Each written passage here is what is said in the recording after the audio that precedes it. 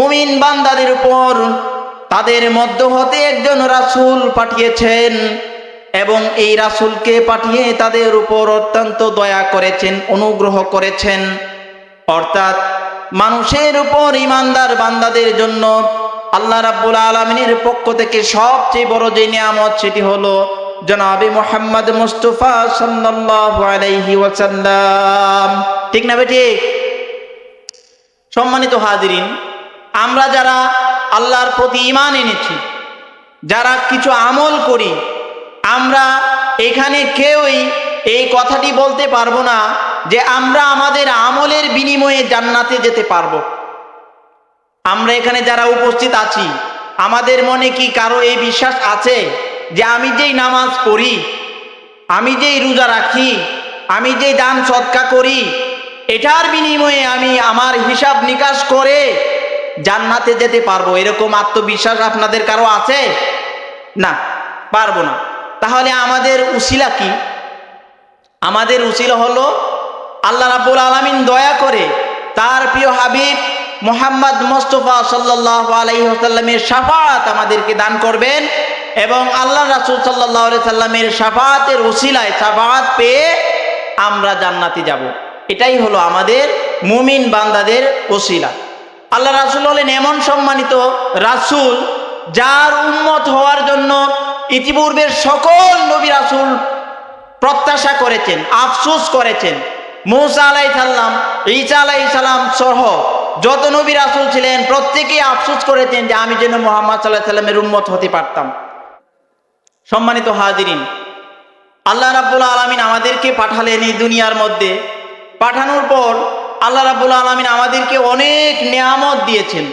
যে আল্লাহ রাব্বুল আলামিন বলেছেন ওয়া ইন তাউদ্দু নি'মাতাল্লাহি লা তুহসুহা, যে হে আমার বান্দারা,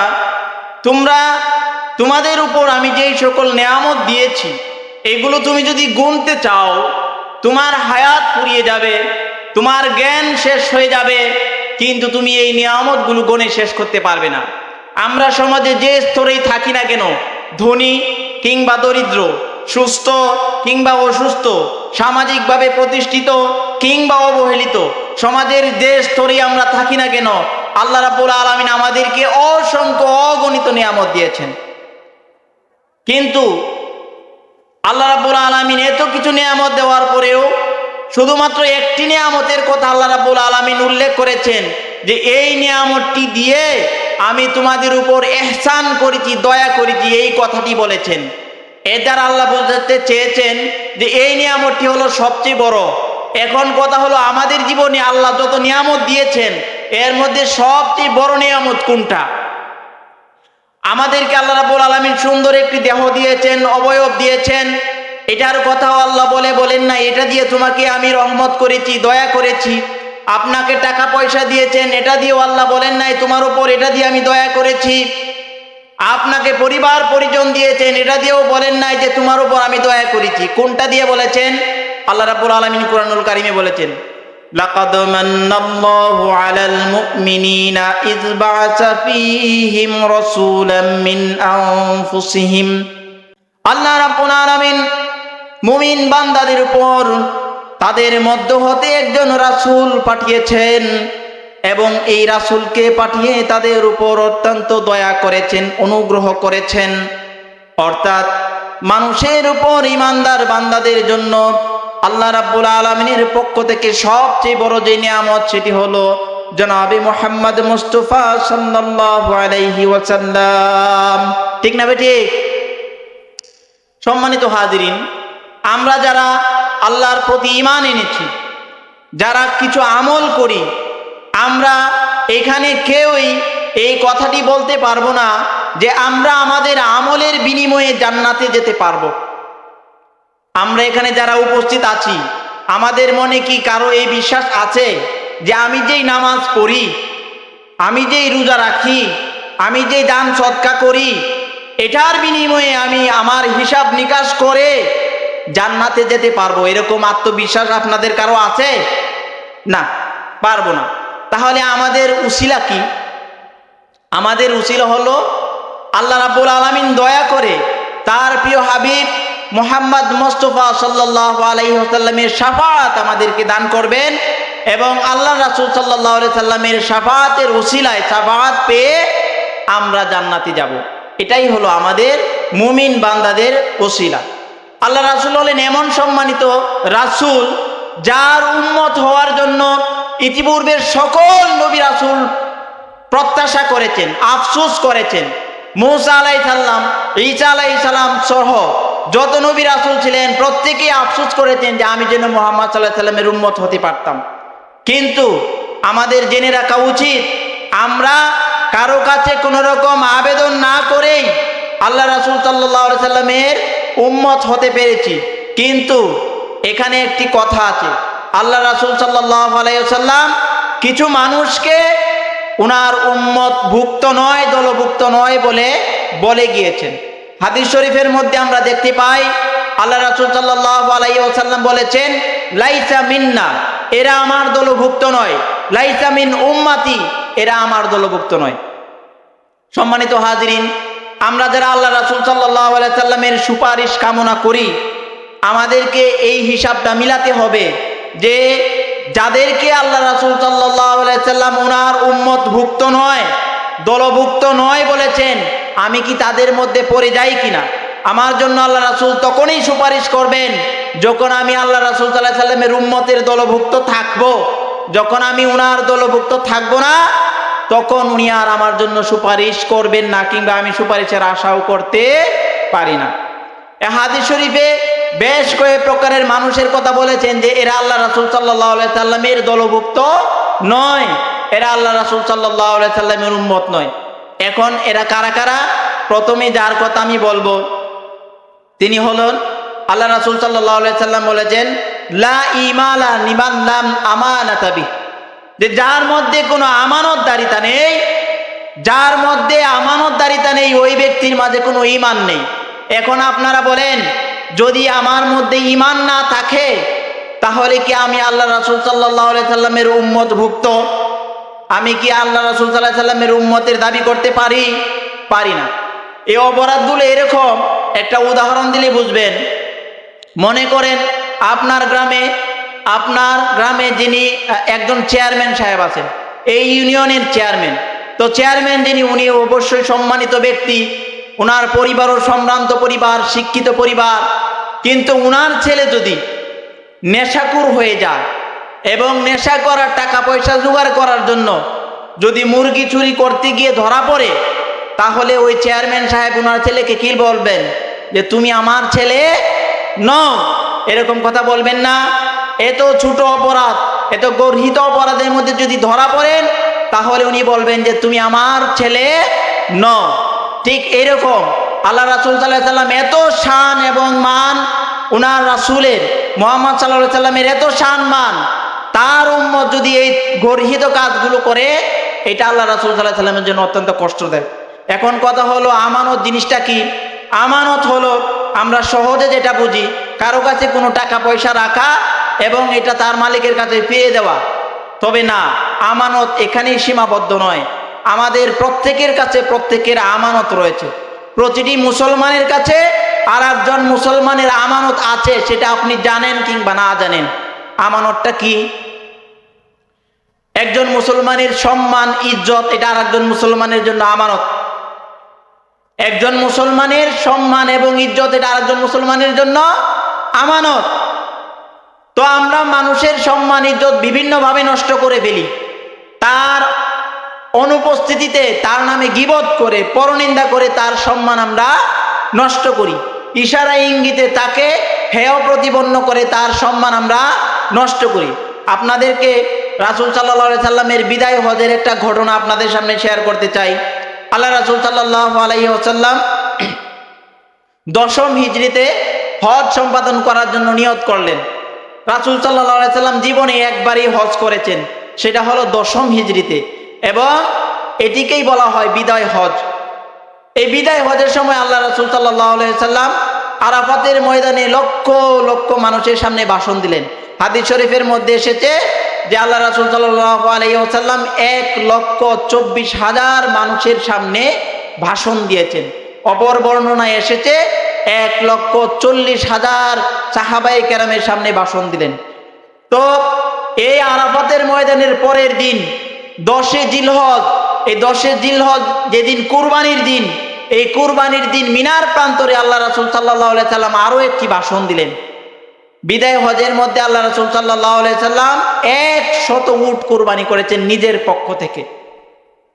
এখন চিন্তা করেন আজকের সমাজে 100 উটের কি পরিমাণ মূল্য। তো আল্লাহ রাসূল সাল্লাল্লাহু আলাইহি সাল্লাম সাহাবায়ে কেরামদেরকে ডাকলেন, ডেকে বক্তব্য দেওয়া শুরু করলেন। আল্লাহ রাসূল সাল্লাল্লাহু আলাইহি ওয়াসাল্লাম বললেন যে এটা কি মাস? সাহাবায়ে কেরাম কোনো প্রশ্নের উত্তর দিলেন না। ওনারা বললেন ওয়াল্লাহু ওয়া রাসূলুহু আলাম, আল্লাহ এবং আল্লাহর রাসূল ভালো জানেন। এটা ছিল জিলহজ মাস। অতঃপর আল্লাহ রাসূল সাল্লাল্লাহু আলাইহি সাল্লাম কিছু সময় চুপ থাকলেন। চুপ থেকে বললেন এটা কি জিলহজ মাস নয়? সাহাবায়ে কেরাম বললেন হ্যাঁ।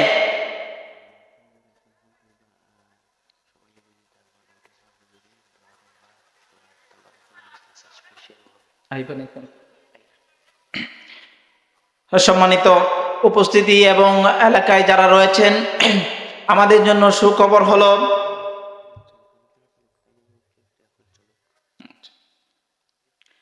আমাদের মাহফিলের যে প্রধান বক্তা মাওলানা ডাক্তার শাহ মোহাম্মদ শফিউর রহমান সাহেবজাদে বালাউটি, উনি আমাদের মধ্যে এসে উপস্থিত হয়েছেন।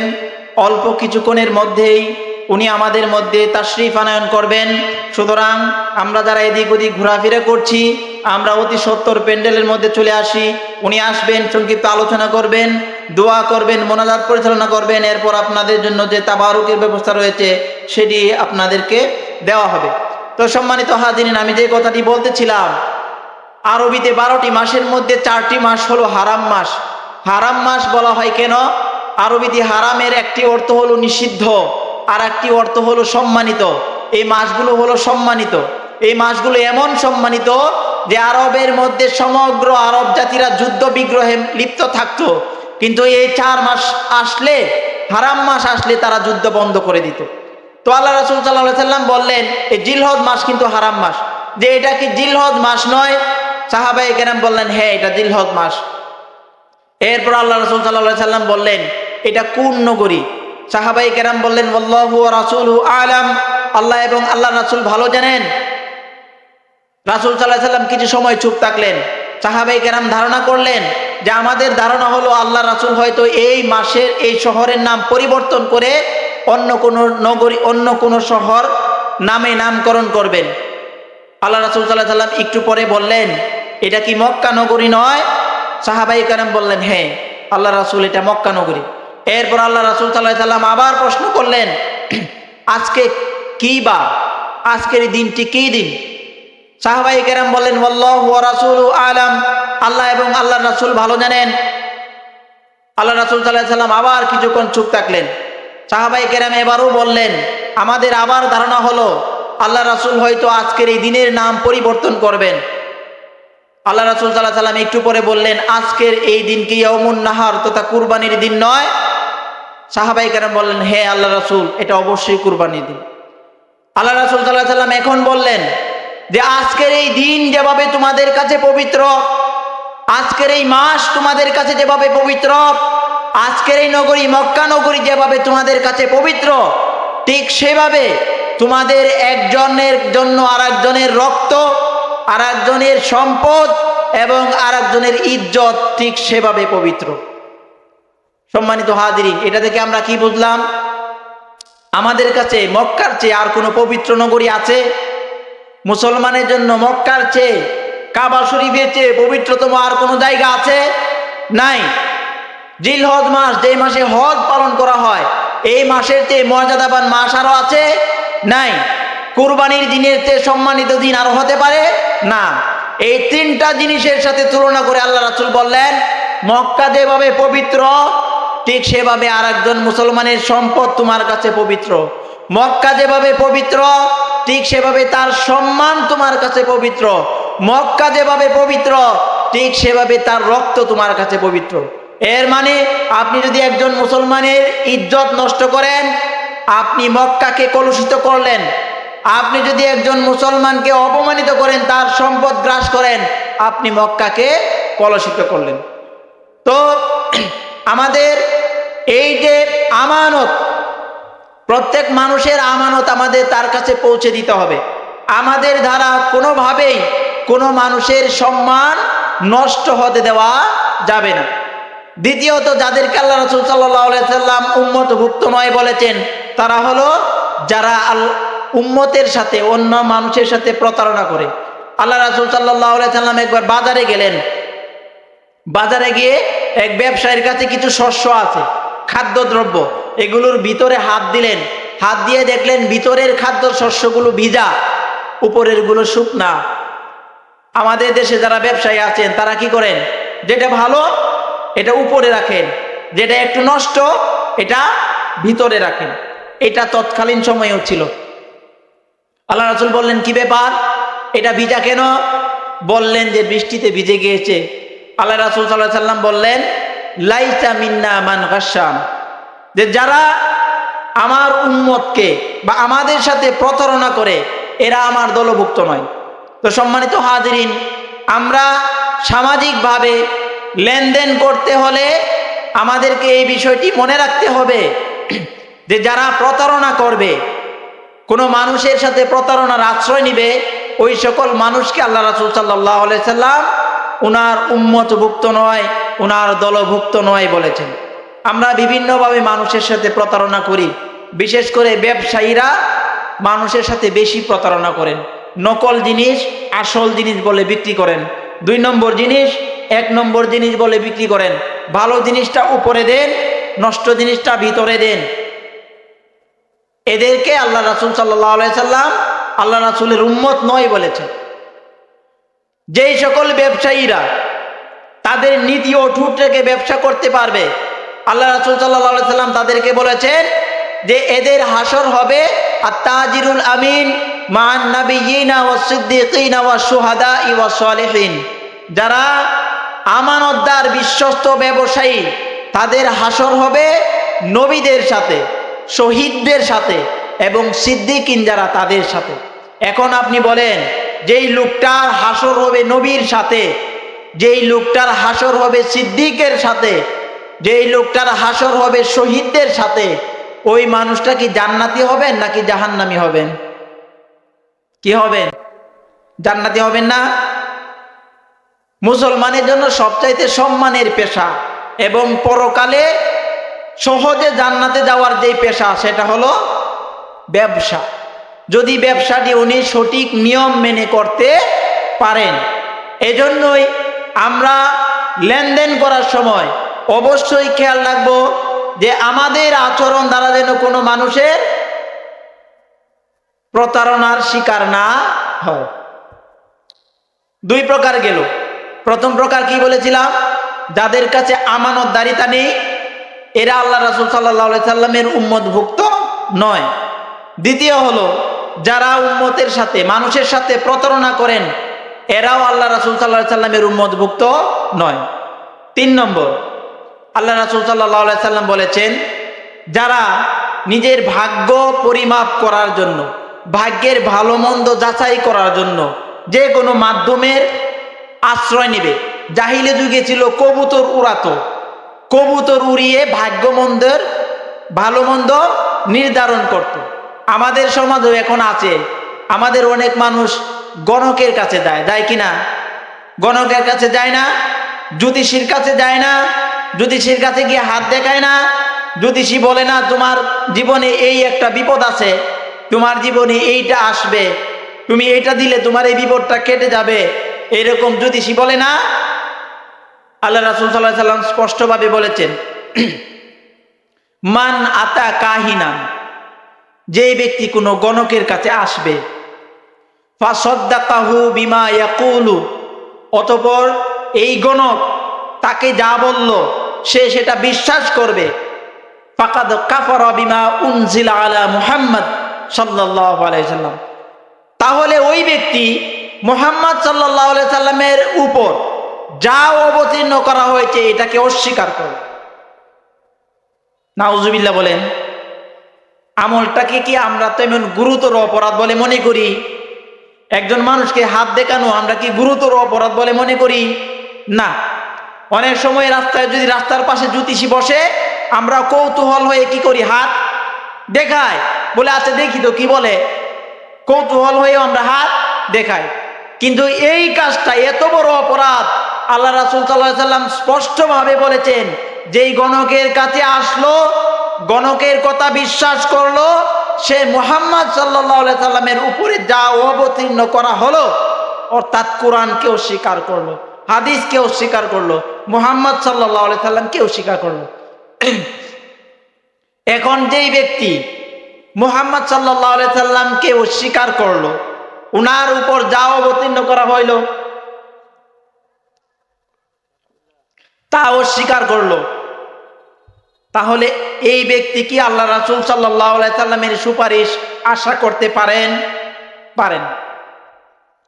তো 3 নাম্বার গেল, যারা বিভিন্ন গণকের মাধ্যমে বিভিন্ন রকম ভাগ্য যাচাই করবে। 4 নম্বর, আমাদের সমাজে এখন দেখবেন মুরব্বী মানুষকে সম্মান করা হয় কম। যারা তরুণ সমাজ মুরব্বীদেরকে তেমন সম্মানের চোখে দেখেন না। তাদের ভাবখানা এরকম, এই বুড়া কি জানে, বুড়া একটা বেজাল লাগাইছে, এরকম কিন্তু অনেক সময় হয়। আল্লাহ রাসূল সাল্লাল্লাহু আলাইহি সাল্লাম বলেছেন, লাইসা মিন্না মান লাম ইয়ারহাম সগীরানা ওয়া লাম ইউক্কির কাবীরানা ফালাইসা মিন্না। যেই ব্যক্তি বড়কে সম্মান করবে না এবং ছোটকে স্নেহ করবে না, ওই ব্যক্তি আমার দলভুক্ত নয়। এখন যদি আমরা বড়কে সম্মান না করি আর ছোটকে যদি স্নেহ না করি, তাহলে আমরা আল্লাহ রাসূল সাল্লাল্লাহু আলাইহি সাল্লামের উম্মত বলে দাবি করতে পারি না।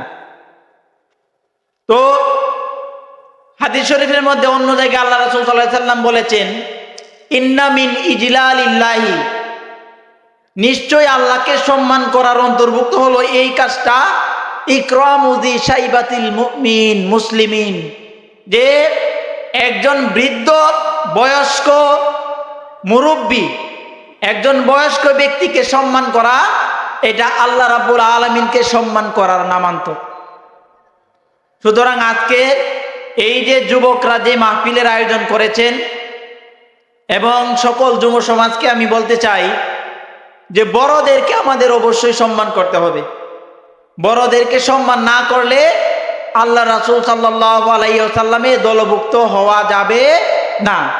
আবার বড়দের মধ্যেও একটা বিষয় মাঝে মাঝে পরিলক্ষিত হয়, এক জায়গায় যদি 4-5টা ছোট বাচ্চা খেলাধুলা করে, আওয়াজ করে, তখন তাকে ধমক দেওয়া হয়, এই এখানে কি করতেছো।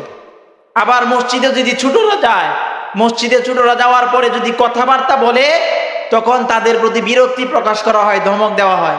এগুলোও করা যাবে না। আল্লাহ রাসূল সাল্লাল্লাহু আলাইহি সাল্লাম যখন নামাজ পড়তেন, তখন ইমাম হুসাইন রাদিয়াল্লাহু তাআলা আনহু কি করতেন, আল্লাহ রাসূল সাল্লাল্লাহু আলাইহি সাল্লামের কাঁধে উঠে যেতেন। আল্লাহ রাসূল যখন সিজদা দিতেন, সিজদা দিলে উনি রাসূল সাল্লাল্লাহু আলাইহি সাল্লামের কাঁধের উপর উঠে যেতেন। আল্লাহ রাসূল সাল্লাল্লাহু আলাইহি সাল্লাম কি করতেন, সিজদা লম্বাই করতেন, যতক্ষণ না পর্যন্ত ইমাম হুসাইন রাদিয়াল্লাহু তাআলা আনহু এখান থেকে নেমে পড়েন। আল্লাহ রাসূল সাল্লাল্লাহু আলাইহি সাল্লাম কখনো ওনার ঘাড় থেকে ইমাম হাসান এবং হুসাইন রাদিয়াল্লাহু তাআলা আনহুকে সরিয়ে দিতেন না।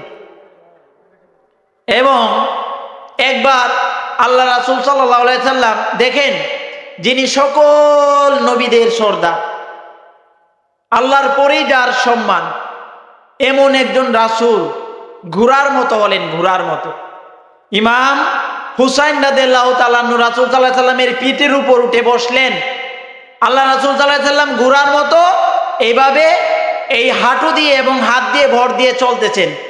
এক সাহাবী বললেন, আহা হুসাইন, তোমার ভাগ্যটা কতই না ভালো, তুমি কত উত্তম একটা ঘোড়া পেয়েছ। আল্লাহ রাসূল বললেন, আর ঘোড়ার উপর যে সোয়ারি, সেই কত না উত্তম। তো এখান থেকে আমরা শিখলাম যে আল্লাহ রাসূল সাল্লাল্লাহু আলাইহি সাল্লাম বাচ্চাদেরকে অত্যন্ত স্নেহ করতেন, তাদেরকে আদর করতেন, তাদের সাথে কৌতুক করতেন, তাদেরকে স্নেহ করতেন।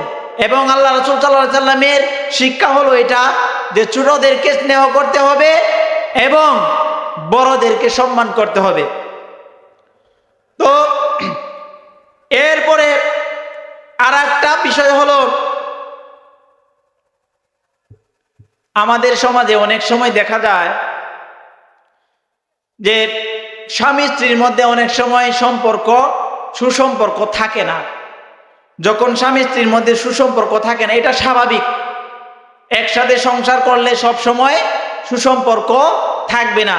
একজন মানুষের সব আচরণ ভালো নয়, কোনো সময় খারাপ লাগে, তখন মনে মনে তার প্রতি একটা অপছন্দ এসে যায়। এবং এই সময় এই জায়গায় অন্যান্য সুযোগ সন্ধানীরা সুযোগ নেই। কিভাবে?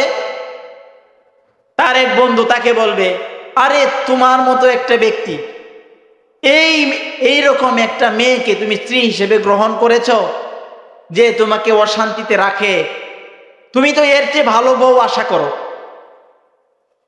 তাকে তুমি বিচ্ছেদ করো, তাকে তালাক দিয়ে দাও, সে তোমার সাথে প্রতারণা করতেছে, এই করতেছে, সেই করতেছে। এইভাবে স্বামীকে স্ত্রীর ব্যাপারে উত্তেজিত করে তোলে। আবার কিছু মহিলা আছে, এই তার ভাবিকে, তার বোনকে, তার ননদকে, পড়শিকে তার স্বামীর ব্যাপারে উত্তেজিত করে তোলেন, যে দেখো তোমার স্বামী তোমাকে এই সুন্দর সুন্দর শাড়ি দেয় না, তোমার প্রয়োজন পূরণ করে না, তোমার সাথে খারাপ আচরণ করে, তোমার আরো কত ভালো জায়গায় বিয়ে হওয়ার কথা ছিল, তুমি আরো কত ভালো স্বামী পাওয়ার কথা, তুমি এইরকম একটা পুরুষের সাথে সংসার করতেছো। এইভাবে স্বামীকে স্ত্রীর ব্যাপারে লেলিয়ে দেয় এবং স্ত্রীকে স্বামীর ব্যাপারে লেলিয়ে দেয়। আল্লাহ রাসূল সাল্লাল্লাহু আলাইহি সাল্লাম বলেছেন, যেই সকল মানুষেরা স্বামীর ব্যাপারে স্ত্রীকে লেলিয়ে দিবে এবং স্ত্রীর ব্যাপারে স্বামীকে লেলিয়ে দেবে, এরাও আমার দলভুক্ত নয়।